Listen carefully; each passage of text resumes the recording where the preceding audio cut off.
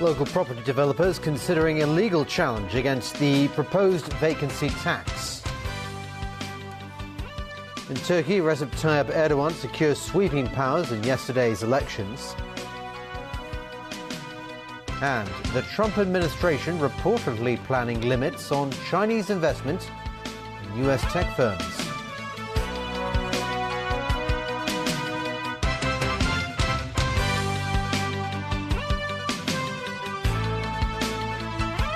Good evening. Local property developers are preparing for a war against the government. The Executive Council is apparently set to discuss later this week the so-called vacancy tax, a tax that will charge developers for hoarding vacant flats. Winna Wong tells us more. Despite all sorts of cooling measures by the government, local property prices show no signs of abate. And now authorities are planning to do something a little more aggressive, launching a so-called vacancy tax. The tax is aimed at developers who deliberately hold off from selling their newly built units to wait for housing prices to go up. Chief Executive Carrie Lam is set to head straight to Beijing after her European trip. It's understood that when she returns to Hong Kong, the proposed vacancy tax, along with a number of other housing topics, will be discussed and perhaps even decided upon at a Thursday Executive Council meeting. Local developers are already seeking legal advice. Some are even considering launching a judicial review if the tax is passed. But an EXCO source told TVB the government is unfazed by these possibilities because it believes it has an adequate legal basis to launch the measure. According to statistics from the Rating and Valuation Department, the number of vacant flats reached an all-time high of nearly 20,000 in 2006. The figure has fallen to around 9,000 this year. Property developers also seem keen to get units off their hands. About 18,000 flats were sold last year, which is double the number in 2013. It's understood the EXCO meeting will also tackle other issues, such as whether to take back plots of land originally slated for private developments and use them for subsidized housing instead. Winna Wong, TVB News. Turning overseas now, and congratulations are rolling in for Recep Tayyip Erdogan, who is celebrating a second five-year term as Turkey's president. The result cements the sweeping executive powers he has long sought and extends his grip on power until at least 2023. The most popular yet divisive leader in modern Turkish history, Erdogan pledged to thousands of supporters in the capital that there would be no retreat from his drive to transform Turkey. The winner of this election is democracy, our nation, said Erdogan. The winners of this election are every one of the 81 million citizens. I want to thank you all who went to the polls today. He took 52.5% of the vote in the presidential race, with more than 99% of the votes counted. His AK party garnered 42.5% in the parliamentary polls, which were held simultaneously with the presidential vote. Voter turnout was high, at nearly 87%. Erdogan's clear victory and that of his party in Sunday's elections confirms a new executive presidential system for Turkey, which was approved in a referendum last year. Under the system, the office of the Prime Minister is eliminated and executive powers are transferred to the President. The fear was that because there are very few checks and balances in the system and the judiciary is not really is not independent, that this would lead to very serious monopolization of power that in a democratic system would concentrate too much powers in the hands of the executive. Mr. Erdogan promised to make the judiciary more credible, more independent and more free. We'll see. But one of the things he promised, that he would lift the state of emergency. That would be a good test of what we should expect in the new system. Erdogan's rule has also been marked by strong economic growth, winning the loyalty of millions of working-class Turks for delivering schools, hospitals and infrastructure. But he has also launched a widening crackdown against opponents that has seen some 160,000 people jailed and media outlets shut down. Still, investors seem to welcome Erdogan's victory, with the stock market rallying on hopes the result would ensure political stability in Turkey. U.S. media is reporting that the Treasury Department is crafting rules which would block firms with at least 25% Chinese ownership from buying U.S. companies in industrially significant technologies. According to the Wall Street Journal, the U.S. National Security Council and Commerce Department were also devising plans for enhanced export controls. This would keep such technologies from being shipped to China. The newspaper said the plans were expected to be announced by the end of the week. The initiatives are designed to hamper Beijing's plans to become a global leader in 10 key sectors. They include robotics, aerospace, and clean energy cars. Meanwhile, U.S. Defense Secretary Jim Mattis says he wants to focus on larger, more strategic security issues when he meets with Chinese officials this week. U.S. officials say a key topic of their talks will be the denuclearization of the Korean Peninsula and the role China can play, given its long-standing friendship with North Korea.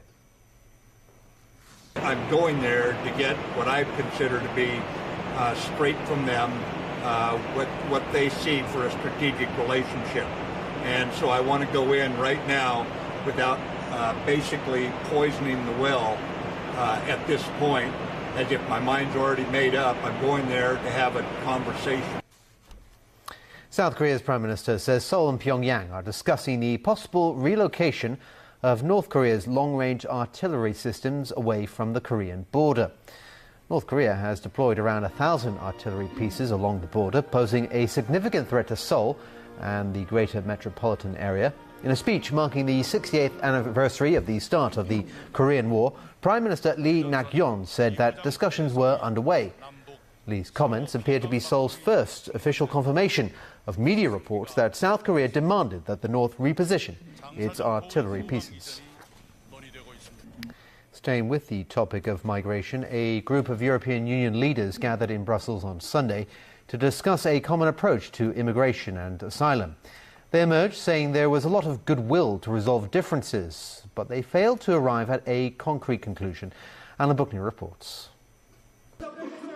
The heads of 16 countries took part in the meeting, with 4 Eastern European members refusing to join the discussion because of demands that they take in more asylum seekers to ease the burden elsewhere. Following the meeting, the leaders produced a document based on a 10-point proposal from new Italian Prime Minister Giuseppe Conte. He wants all European countries to accept their share of migrants entering the bloc or get less money from the EU. Conte said right now the EU asylum rules are obsolete and paradoxical. The current rules effectively mean migrants can only apply for asylum in the country they first arrive, usually Italy or Greece. On June 16th, Italy refused to let a ship carrying more than 600 migrants dock on its shores. Spain eventually stepped in and allowed them to land in Valencia.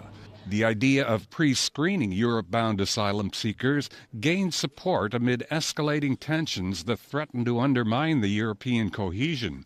Several leaders joined Italy and France in endorsing the idea of setting up centers in northern Africa for interviews before the migrants make the perilous trip across the Mediterranean Sea.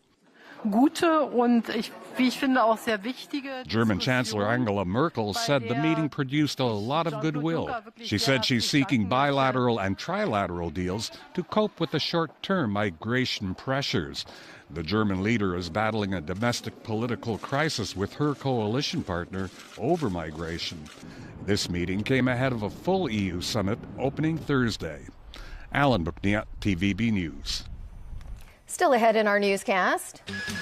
Mud and water block rescuers' attempts to locate 12 boys and their soccer coach missing in a flooded cave in Thailand. An investigation into... Why hide your smile on your special day? Let the real you shine with a better smile. Find out more at Invisalign. Yesterday's light plane crash in Tai Po continues.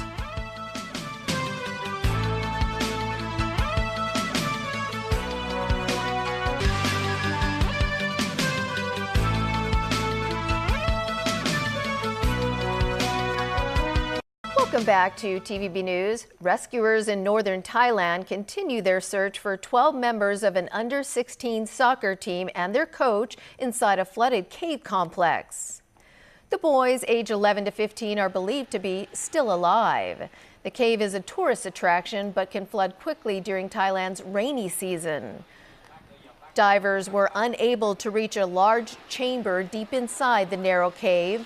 Bicycles, backpacks, and soccer cleats were found outside. Rescuers say they have found evidence that the team went inside last Saturday afternoon. Malaysian authorities have made the first arrest in the renewed probe of the multi-billion-dollar scandal at the state fund 1MDB. They've arrested a former aide to ousted Prime Minister Najib Razak, who founded the fund. Najib lost the general election in May, fueled by anger over the scandal and rising living costs. Malaysia's new government, led by 92-year-old Mahathir Mohamad, reopened investigations into billions of dollars allegedly siphoned out of 1MDB. The 42-year-old aide was arrested last night after being questioned by the Malaysian Anti-Corruption Commission. Najib has consistently denied any wrongdoing. The pilot of the light aircraft that crashed in Tai Po yesterday remains in hospital in serious condition. Police officers and firefighters went back to Ma Shi Chow this morning to gather evidence. They also went up the hillside to the scene of the crash to help with investigations by the Civil Aviation Department. The accident happened yesterday afternoon. That's when the 23-year-old pilot took off from Shek Kong Airfield in a Hong Kong Aviation Club aircraft to practice aerobatic maneuvers. The plane went down around 20 minutes later. Well, pro-establishment lawmakers want stricter rules in LegCo to keep so-called troublemakers in line. But the pro-democracy camp is against the idea, saying the current rules are sufficient. Kana Chu reports. When the co-location bill was passed at the Legislative Council this month, 5 lawmakers were removed from the chamber for misconduct. During today's Rules of Procedure Committee meeting, lawmakers discussed whether to impose stricter punishments to penalize those who cause disruptions in the chamber. The pro-establishment camp has proposed suspending misbehaving legislators from meetings for a specific period of time. But not all welcome the idea. I think that is fundamentally wrong and unnecessary. The existing rules are sufficient because the president already has power to evict a member of the Legislative Council from a sitting of the Legislative Council. The rules of procedure were amended once during this LegCo session, which gave more power to the president. The tremendous increase of power of the president or the majority of the council will impose very severe punishment on the minority for certain behavior may be a very harsh measure and will not be fair. The committee's chairman Paul Tse said the Secretariat has examined how things are done in 7 countries. So at the moment, we're trying to establish some way forward to, in order to allow us more options to deal with members' misconduct, so that in the future we can deal with it by way of a reprimand and perhaps a sort of a temporary suspension for a short period of time with perhaps certain financial consequences. The committee decided this morning to consult all lawmakers on the rule changes. The consultation will continue throughout the summer break. The committee will deliberate on the issue when a new LegCo session begins in October. Kana Chu, TVB News. A government task force is recommending that the sub-degree education should be maintained in the territory. But as Christy Lung reports, the group sees a need to differentiate the positioning of associate degree from higher diploma qualifications. The task force was set up last year to follow up on education issues mentioned in the Chief Executive's 2017 policy address.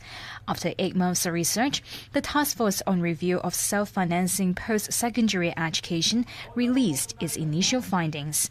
There have been opinions questioning the recognition of associate degrees since they were introduced in 2000.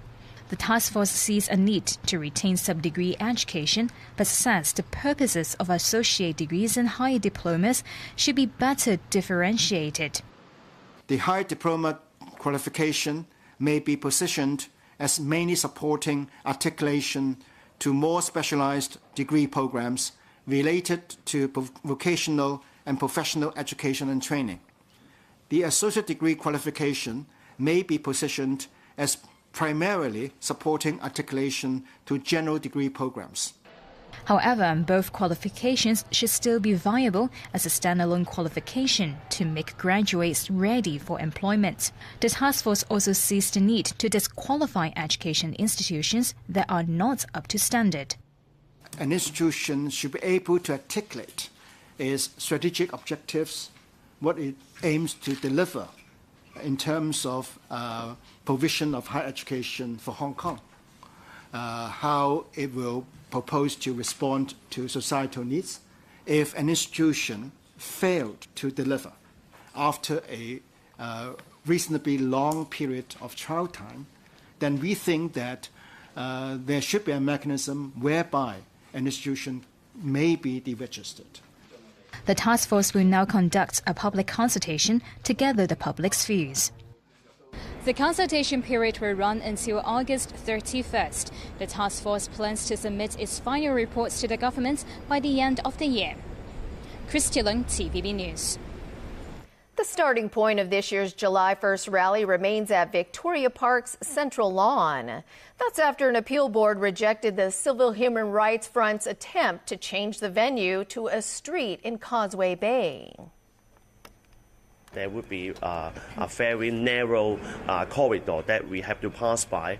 There would be much more straightforward routes for us to go, like going to the Causeway Bay directly, or just using the other points as our starting point of our protests. However, the rally organizers' appeal was rejected out of safety concerns by the appeal board on public meetings and processions today. The police asked the organizers to respect the board's decision. And from all of us, thanks for joining us.